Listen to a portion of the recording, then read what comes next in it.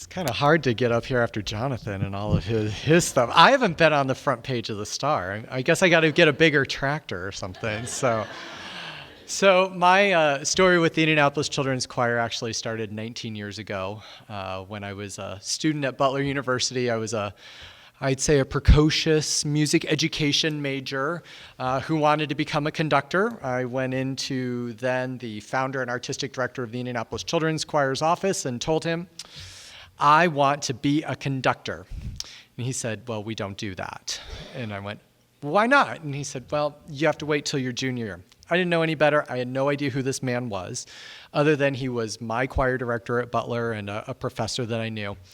And he later took me under his wing. I actually tested out of it. He helped me out of so many different things. And I actually got to study conducting with him and study privately. And that was really an awesome thing to do. But to do that, I had to go to his rehearsals every Monday and Wednesday night at the Christian Theological Seminary there next to Butler in their little choir room to his Indianapolis Children's Choir rehearsals.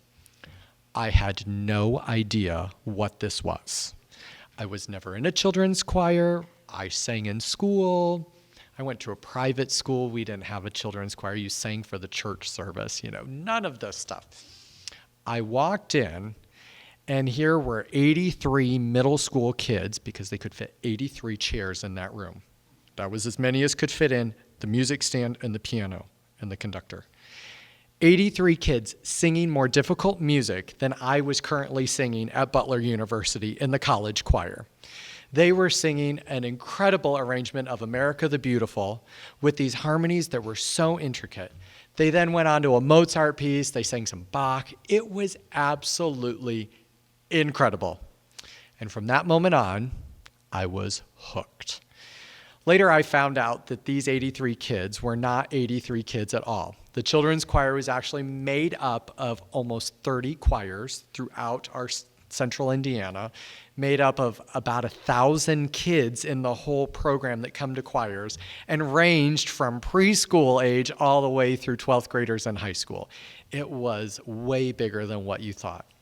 And these kids came from all different walks of life. They came from Hancock County, and they were farmers. Or they were the kids in downtown Indianapolis that had to get on the bus and ride this wonderful Indigo system 45 minutes to go 3 miles, right? They came from different socioeconomic backgrounds. They were Christian, they were Jewish, they were Hindu, they were Muslim. They came from all different walks of life. They came from families that loved Christmas and totally threw it up everywhere, right? To those families that maybe had a single dad or a single mom or no parent, where they were being raised by their grandparent or their aunt and uncle.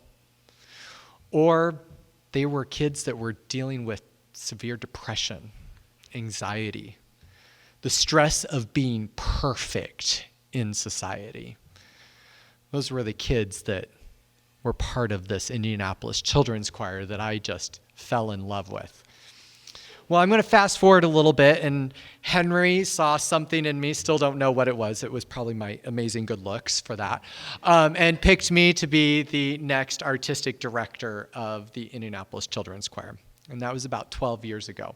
So as I was getting ready for that transition, I started talking with different people, meeting with teachers, meeting with people in the area. And one of those people was our president of our Parents Association, aka like our Boosters Club. And we had coffee at the sad but no longer Paradise Bakery, which I know we all mourn in our hearts because they had the best chocolate chip cookies, and their soups and salads were so much better than Panera Bread. There, I said it. And over this coffee, she told me, Josh, the kids come for the music, but the reason they stay here is for the community. No, can't be. I left that coffee thinking, you are so full of it, because I'm here for the music. That's why Henry started the choir, was the music. We are here for the music.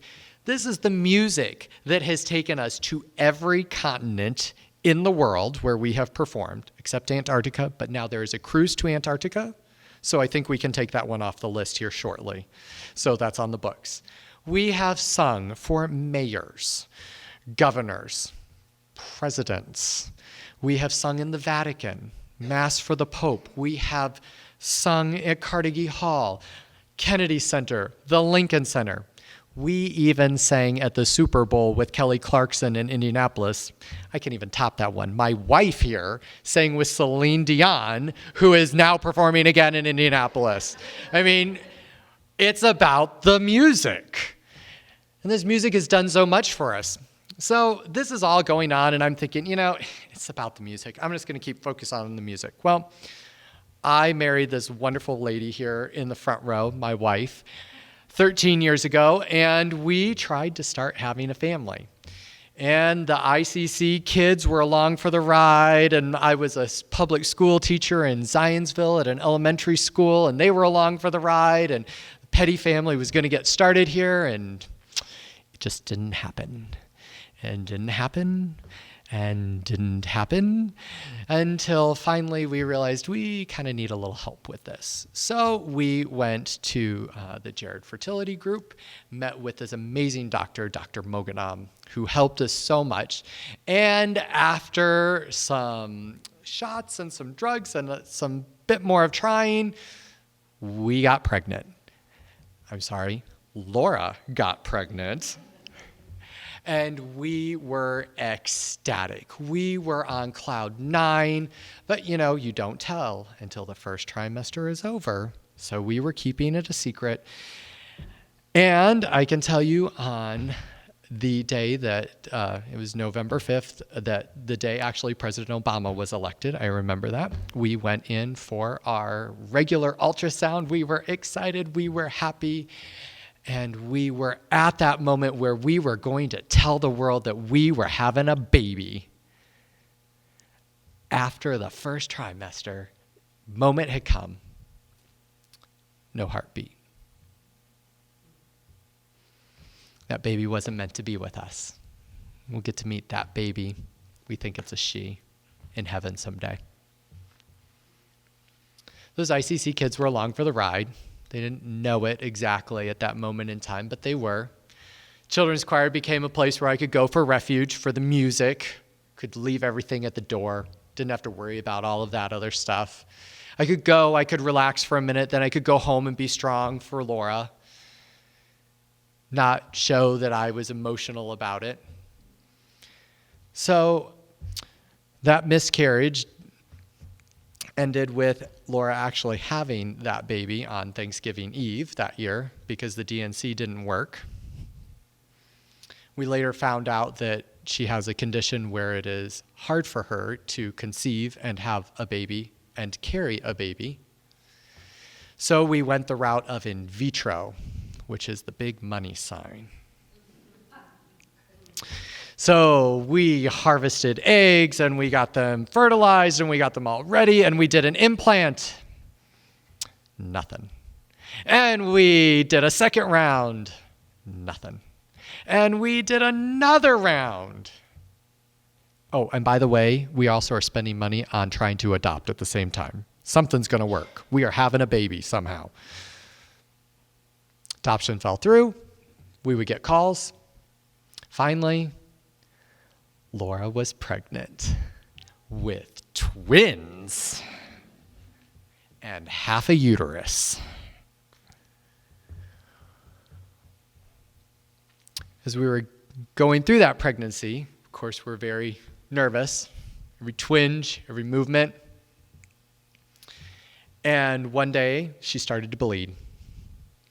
Immediately, we went into the doctor, and we had lost one of the twins. It was a godsend, because we couldn't have two twins. God was in total control.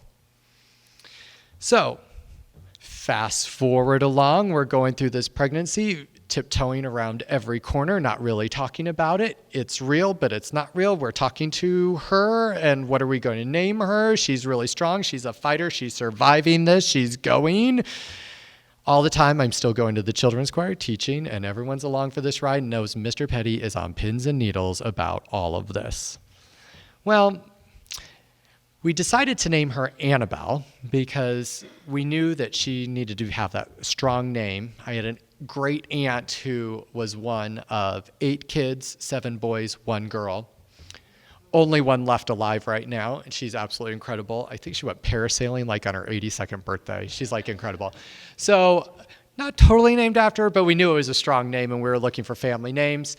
And we named her Annabelle. Well, Annabelle, just like my aunt, likes to do things her own way.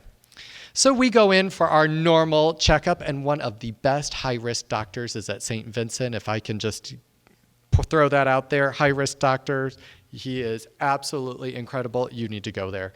And we went in, and they said, well, you're not leaving this room. You're going to walk over to the hospital and be admitted because you're probably going to have a baby.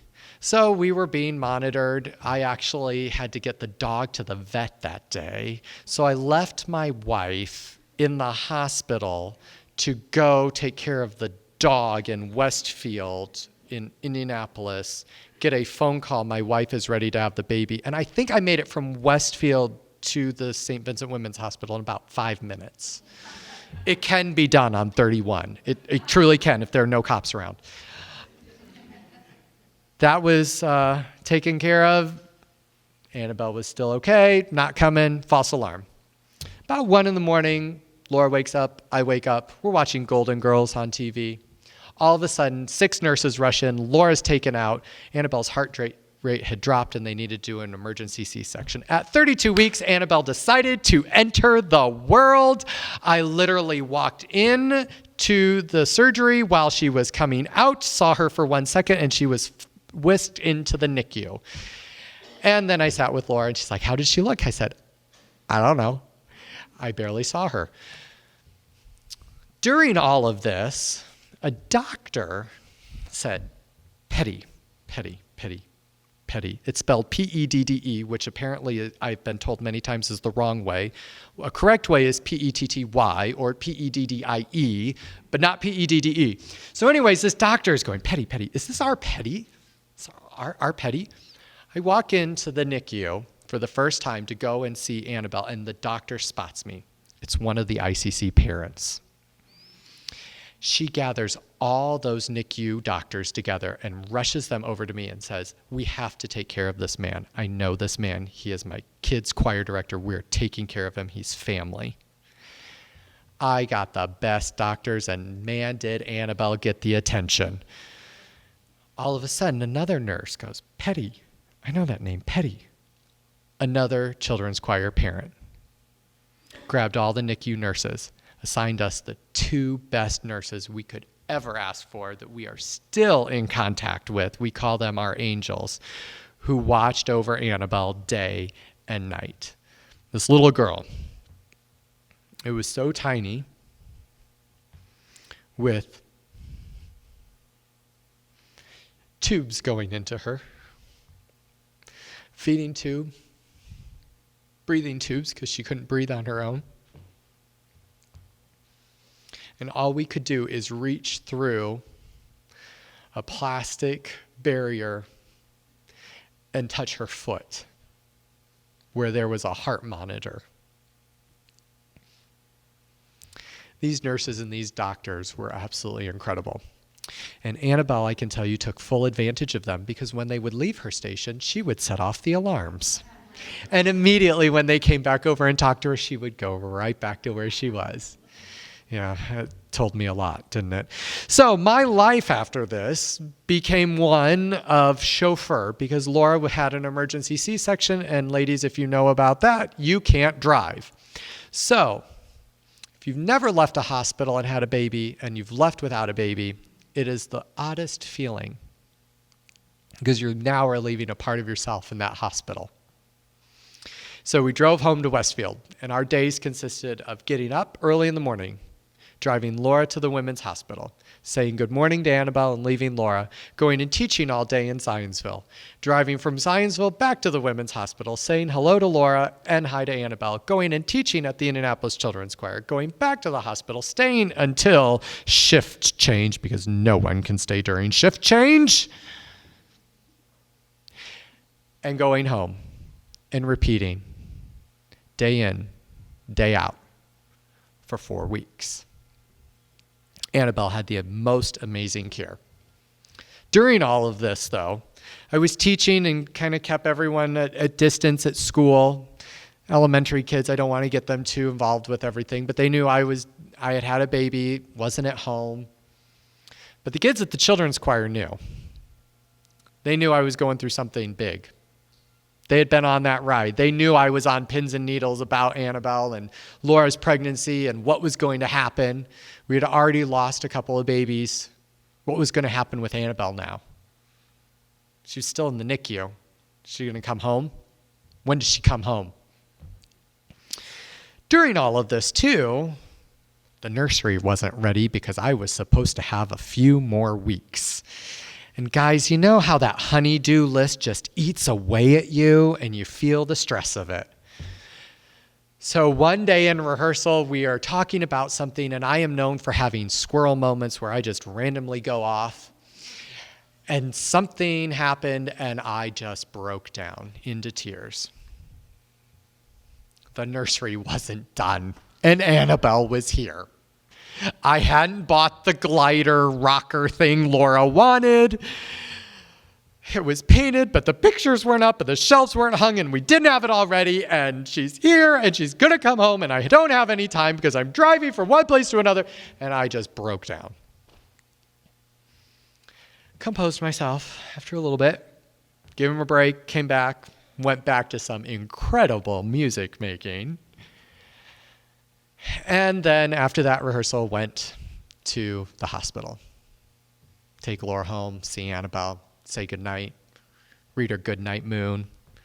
Our song is I Love You, a Bushel and a Peck. That's what we sing to each other. The next rehearsal I came in, and I look over next to the piano. There's a glider. And a big check for the No Longer Babies Are Us. You see, that moment I realized that parent was right. It wasn't about the music. We came for the music. We were making great music. It was about this community that had come together, that supported one another.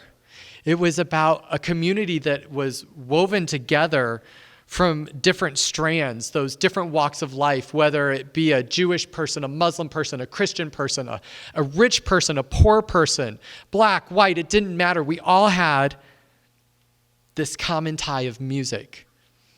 And we walked into a room on equal footing where we were all the same, where we all could make great art together. So I'm going to fast forward a little bit. Annabelle comes home. October, one of our first nights home is Halloween. Yeah, that's great. Taking care of a first-time home baby and answering the doorbell with trick-or-treaters. Yeah, that's great. We also had a dog who was going crazy at the time, too. Annabelle didn't go out very much. Church, maybe a quick errand. Weren't going to take her out until it was time for her to meet the choir because Laura had to be at our annual ICC holiday concert known as The Angels Sing. She's 4 months old, getting to be a normal-sized baby now. Still small for a 4-month-old. And I don't know who was more excited, me or the ICC kids, because it was like they were getting ready to see and meet their little sister for the first time. The one they had heard so many stories about, the one that was keeping Mr. and Mrs. Pedde awake all night long after she came home from that NICU. We bought her a special outfit, and it was black top. It was like velvet, right? And it had white bottom, and it had black polka dots and this big red bow. And of course she had to wear a head bow thing because Laura loves those things. I think they end up making them look like Geordie LaForge from Star Trek, but that's just me. Anyway, we were so excited about this moment. And our annual holiday concert is held at St. Luke's. If you know anything about St. Luke's, it has this huge sanctuary. If you enter, there's this long staircase that goes up to the balcony. If you keep walking past that, There's a choir room located back there. That's where the choirs were. Annabelle came. Laura had her with her, walking up those stairs together. Man, are we excited. What's going to happen? This is so cool. Kids are going to meet her. Is she going to keep the bow on? Is she going to cry? Is she going to make it? What's going to happen? It was absolutely the best moment. You see, this is the whole reason I do what I do. This is the whole reason Jonathan does what he does, and Rick does what he does, and Jacqueline, what you do, why we all do what we do. It's about building community and making a better place. We all have our different tools with doing it. You know, we have this amazing farmer here who helps take care of us and reaching out and paying it forward and setting great examples. And we have these law enforcement people that, see us on some of our worst days, but can lift us out of those worst days to be great things. And, you know, showing us that faith is so much more than just that. It is about community. It's about walking together and understanding one another. And there is totally a hierarchy in life, and I am totally a deluxe cashew, totally on that. You know, we all have this walk together. So Annabelle comes in. They give her a little ornament that says, ICC's Little Princess. From that day on, she calls them her people. And without any provocation, we're standing there in the doorway looking at this ornament. They're looking at her, and they started to sing.